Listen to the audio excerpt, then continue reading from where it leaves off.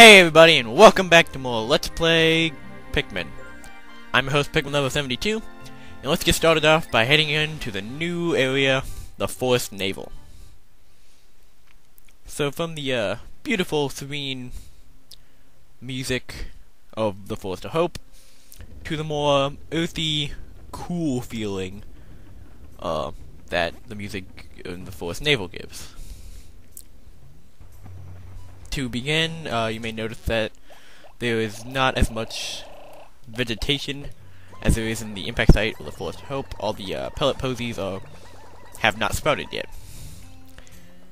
So I'm going to start off with a troop of 50 reds. We're going to get half of them working on this wall right here. And we bring the other half over here. And stop working on that. That is a geyser. Once Pikmin start working on it and activate it, it will spew water and can propel Ulmo to higher places. While there's also piles of logs that the Pikmin can build, and then we'll put Pikmin into higher places. But Ulmo can't use the sticks, and the Pikmin can't use the geyser. So that's just the two ways that the two different beings get to higher places in this game. So here we have the blue onion in water, strangely enough. And as we pull out the blue Pikmin, we can see that it has a mouth, unlike the ears and nose of the yellow and red, respectively. It's a Pikmin of yet another color. Near this one's cheeks is what appears to be a set of gills. This trait suggests to me that this blue type of Pikmin can enter water without any trouble whatsoever. There's only one way to find out. And it is true, blue Pikmin always do not drown in water like red and yellow do. And over here we have a bread bug, actually. And what they do is that if there is a pellet out in the field somewhere, exposed and not on one of the plants, then the bread bug will instantly target it and try to bring it back to its nest. It hoards pellets as well as pieces if you let them be out in the open. Thank goodness, my space float. This float is an absolute necessity for any pilot who lacks skill at swimming in space. Because apparently you can swim in space. But, there's two ways to hurt the bread bug, either throwing a Pikmin on his back, doing minor damage, like you saw there, to actually kill it, or to, drag one back to the onion, like you saw at the beginning, which does much more damage.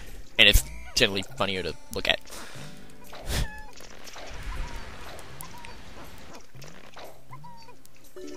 So, let's bring this 5 pellet back. And let's bring the bread bug body back too. It only takes 3 to carry, so. And don't carry the space float yet. You will need to eventually, but not at the very moment.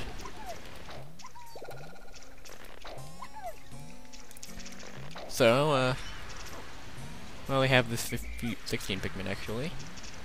I'm just going to I'm actually going to leave them there for a second and actually go grab these red Pikmin that are now done with the wall to actually build one of those stick piles I was talking about earlier in order to get that ship piece over there. And while they do that, I'm gonna bring these Pikmin down to start working on this bridge. Because those bridges will be important later.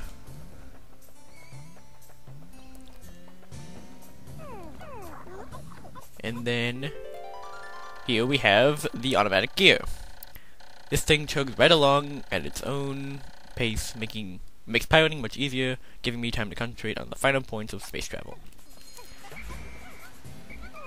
And over here, if I could get a good camera angle and not bio the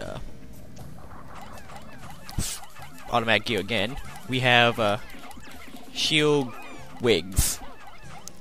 And shield wigs are a lot like shield grubs in that if they eat a Pikmin, they're automatically going to eat it because they're impervious to damage. And that is that should not look like that. That should be on the ground. Silly game. And oh, sorry, bumped the mic there. But that's not supposed to look like that at all. But yeah, shield grubs will eat Pikmin and be impervious to damage. But they can also fly, and if you hit one while it's flying, it's instant death. And it sounds like my other red Pikmin are finished with their bridge, which is good. So now let's bring back the dead shield grubs for the blues, who are obviously in need of more numbers. And then once we've grown some more, we can have them carry back this space flute that was so kindly given to us by the bedbug. Alright. Bring these guys over here, get them started on that. And then time to pluck and apparently the automatic gear fixed itself somewhere on the way up. It was so silly how it was just like floating in midair. It has thin cracks running through it. I tried to fill them with dirt. I hope it'll be alright. Yep. We got an interstellar rocket going through space. So I should fill the cracks with dirt. Good plan, Oliver. Good plan. And this is a lot of blue Pikmin. Probably because, those blue pellets came out of the shield grubs that don't always come out of shield grubs. Sometimes they don't pull out a pellet at all, sometimes it's a red or yellow. So, but I actually got 2 blue pellets, so that was rather lucky. And you can help on somewhere. No. Alright. Now, while they're carrying that back to the onion, let's go over here to where these red Pikmin are. And there's a reason I chose to use red Pikmin to build that bridge. It's because these things, fiery blowhogs. Oh, hello, iridescent flute beetle. I'm going to ignore you because you are distracting and could lead to problems. But these fiery blowhogs, they spit out fire, which, as plants, Pikmin would usually be like hurt by, obviously, but the red Pikmin are actually impervious to fire, as would match their color. So just like blues are impervious to an element that's typically seen as blue, water, so all two are red, impervious to the typical red element of fire.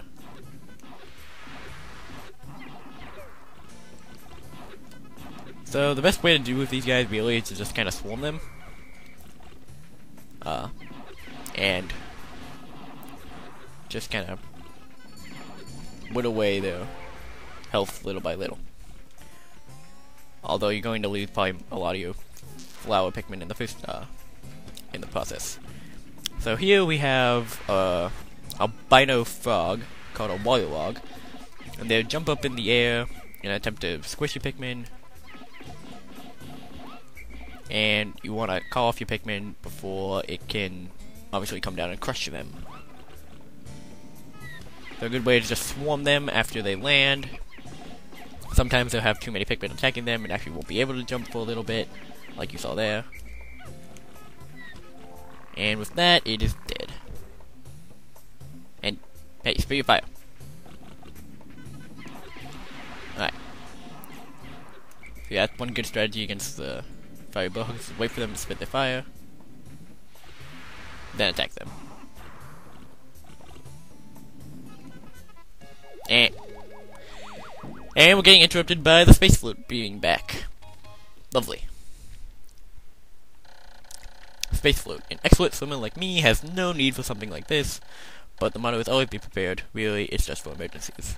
I've never covered 8 out of 30 parts, for more increase, blah blah blah blah. But that, ow! I forgot that hurt you a lot. But the space float does bring up another point in this game, in that not all ship pieces are inherently necessary to get back to Hakute. So, wow, that one really got high. 5 pieces are actually not required at all to make the ship fly back and escape this planet's atmosphere. And actually, we already have one of those pieces before the space float. The Nova Blaster is also not required at all. And pretty much, what these not required pieces do is they actually give this game 3 different endings.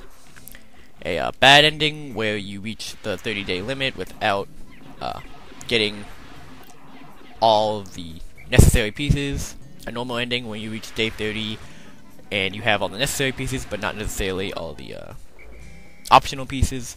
And a good ending, where you get all 30 pieces and you can end that on whatever day.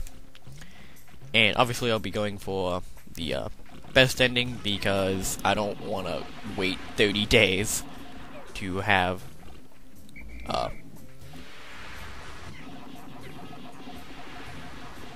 ending. Yeah. And I think he just flung some Pikmin over this wall. He totally did.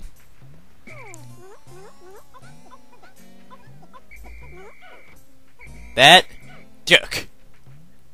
Well, I guess they'll be working on that wall.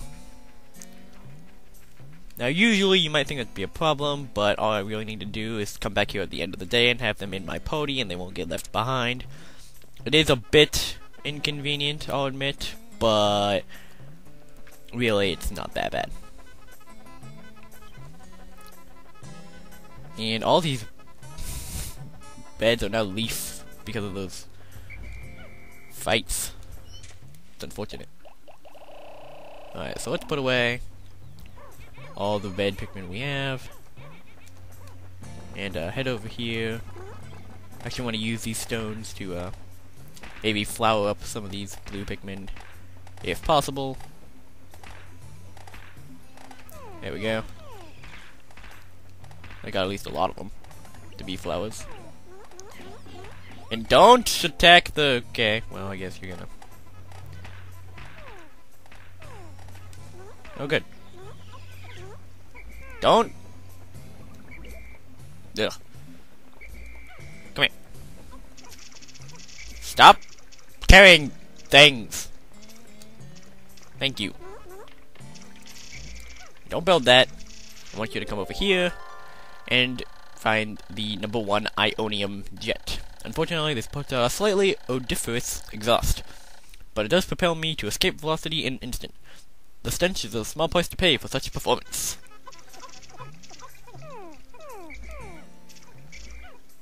So, we'll bring that back, and now I say we can build this, because the Pikmin, there's some bomb rocks down there, and if you didn't notice, there's a whole bunch of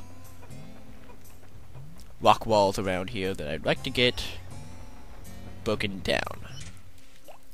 So I'm gonna grab like 15 yellows, maybe, and we're gonna go down here to get some of those rocks. And hello, blue Pikmin.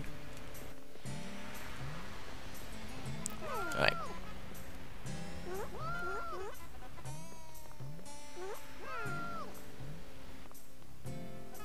And is that it? I guess that is.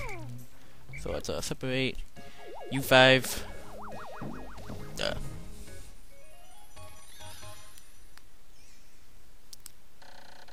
#1 Ionium Jet. If this is damaged, I'll be in dire straits. I'll have to return. I will have to run a system check as soon as I can. Now, just 9 out of 30 pods, and yada yada yada. So, we'll have. What are you doing? There you go. And now we actually have to throw the yellow Pikmin with the bomb marks up there. And if you remember from our bomb teaching little preview yesterday, if you throw Pikmin like I just did and call them back, they're actually going to drop their bomb, so that's a bad idea. So instead you gotta actually touch them to get them without them dropping their bombs. And I am running out of time, which is unfortunate. Let's throw these back as fast as we can. And I do still have to get all those Pikmin down there, or the 2 Pikmin down there, at the, that wall. So we're gonna try to make this quick. We're actually gonna be throwing 2 bombs at a time. Like that.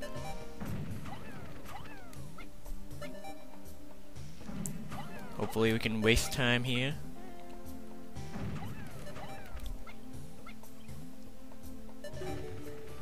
Alright, that wall's down.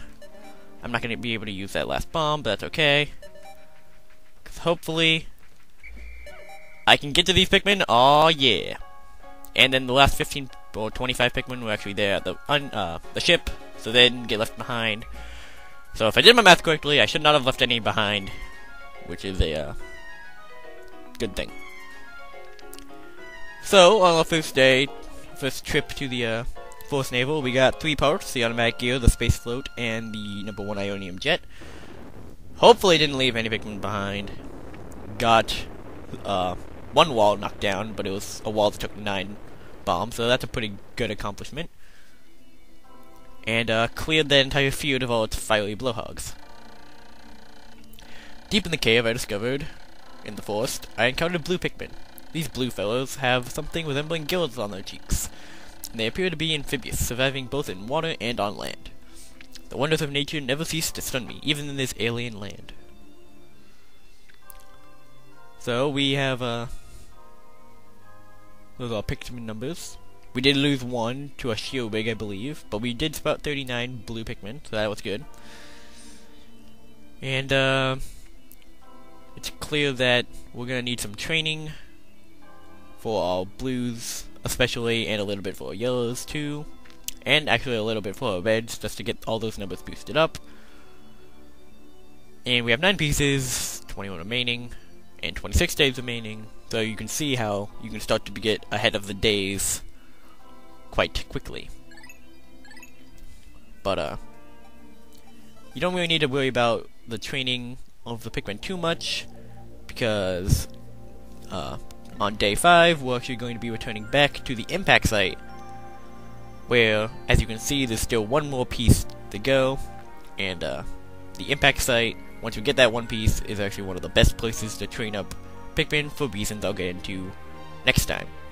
So thanks you very much for watching, and look out for the next episode where we go back to the impact site, find that last piece, and train up our Pikmin numbers so that we actually have like a good amount. Alright, see you guys then.